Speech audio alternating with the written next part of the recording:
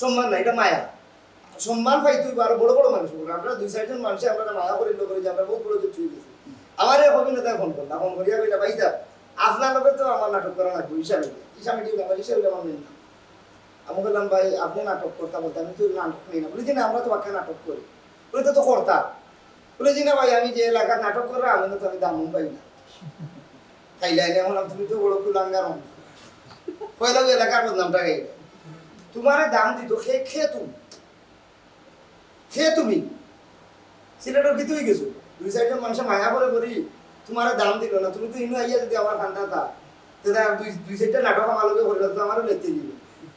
তোমার যে মনোভাব তোমারে দাম দিত পটাইবারে কত মায়া করে থেকে মানুষের কান্তার জায়গাতে এর লাগি নিজরে মনে করিও না অভিনয় করে লেইছো করে বহুত বড় কিছু গেছো, গান 2টা গাইলিছো করে বহুত বড় কিছু গেছো।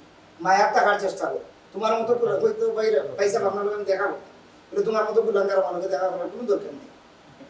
তুমি বহুত বড় কিছু গেছো, সাইন নাটক করছো করিয়া করে তোমার এলাকার মানুষের দাম দেয় না, আমার এমন দাম পাইবা তোমার খেয়ে কইবে।